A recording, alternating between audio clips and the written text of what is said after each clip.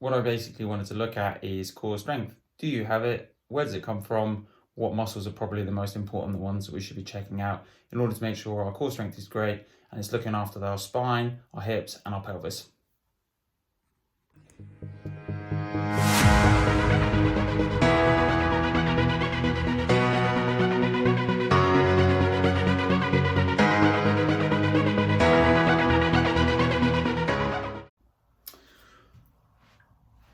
So when we talk about the core strength, there are going to be a couple of areas that we really need to basically focus on. Now, the most obvious one is always going to be the abdominal areas. Now, actually, when we look at the abdominal areas or abs, most people think of obviously just doing sit-ups, which is only going to target one of the 4 areas of the abdominal layers. So we've actually got 4, like I say, 4 layers. We've got rectus abdominis. This is the one that most of us think of, which is our six-pack muscles. Okay, so these are the ones that sit on the most exterior part, and then the ones that obviously make up the ones that they obviously stick on front of the health magazines. But we also have another few layers. We have internal obliques, external obliques, and we also have transversus abdominis as well. Now, these ones really make up a lot of that ability to twist and laterally flex and bend. And this one, actually, the transversus abdominis, allows us to hold pressure. It's almost like a corset. This one, transversus abdominis, is probably the most vital for actually holding stability in our spine. This is the kind of thing that you would actually start to train when you start to do things like the plank, or when you start to do stuff like pelvic press, which we're going to show you some examples of later on. Other area that I think about when we think about core strength really is the glutes.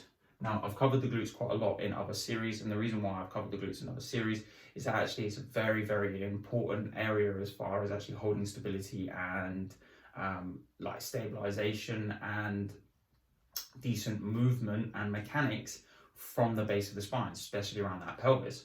So when we think about the glutes, like I said, we're really looking at improving stability of the lower back, stability of the pelvis, decent range of motion in the hips, stabilization of the knees, the lower limbs and ankles as well. If we lose glute strength, we typically start to see issues with the lower limbs. Now, one of the other areas that I think is probably most commonly overlooked in core strength is actually looking at this muscle, which is the psoas. Now, for most people, this isn't actually going to require strengthening, but if we do not consider this muscle, what's actually going to happen is this is going to inhibit your muscle strength. So with the psoas typically goes very tight, especially when a lot of us sit too much. It shortens the muscles in the front of the hips, and as a result, what it's actually going to start to do is actually going to inhibit you from being able to use your abs. So say, for example, if you're doing a sit-up and your psoas is too tight, what will start to happen is your body will automatically recruit the psoas or the hip flexors instead of your abdominal muscles. So for me personally, this one actually wants to be stretched a lot more, so that actually then when we start to come and do work on our abdominal layers, these are more easily activated as a result of not being inhibited by this. So really, when we look at core, we're going to look at a few different areas. We're going to look at strengthening up abs and glutes, and we're actually going to look at loosening that psoas. And again, we want to build good, strong abs so that we actually have a nice, strong core, so that we can protect that spine, that pelvis, lower back and lower limbs. The first exercise we're going to look at is called a bird dog.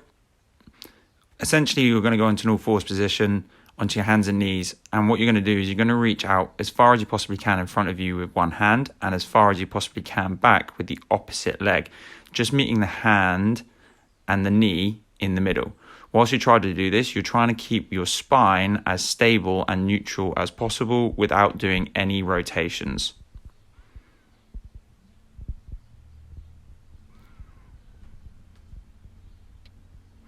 The second exercise is just a simple and basic plank. When we do this exercise, essentially what we want to try and make sure is that we're squeezing with our glutes, squeezing with our abs, keeping our shoulders in a relatively neutral position, keeping the neck nice and long, and just keeping ourselves as elongated as possible. Now, if you're doing this properly, when you contract with both the abs and the glutes, you should start to feel that the muscles in the abs start to shake almost immediately. Really, with the plank, it's about holding it as long as you feel comfortable, not to try and go for too long, where you can actually end up causing more damage than you do benefit.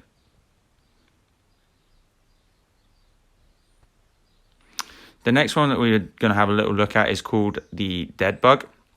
This is a great alternative if you find that the plank is too much pressure for you.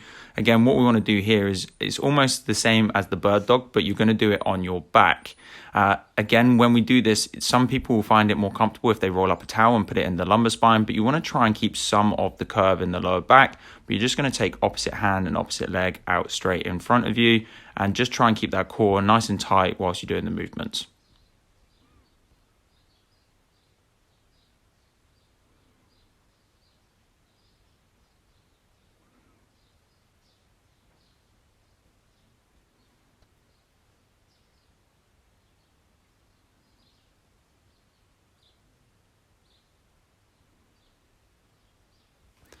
The next one we're going to look at is called the Pallof press. Essentially, what we want to try and do is stand up nice and tall with this one and have a band that sweeps across the line of our body. From here, all we're going to do is we're going to tense with the glutes, tense with the abs. We're going to have the band that starts in nice and close, but we're going to press it out in front of us. Now that band is going to try and pull us to whichever side the band is fixed down to. And as a result, the core will have to stay engaged to stop that rotation. The last exercise that we're going to have a look at is, like I said, that stretch for the hip flexors. This muscle quite commonly becomes tight from sitting too much. So essentially we're going to go into a long lunge position. The arm on the same side of the stretch is going to extend up, and we're really going to try and push that hip forward to the floor.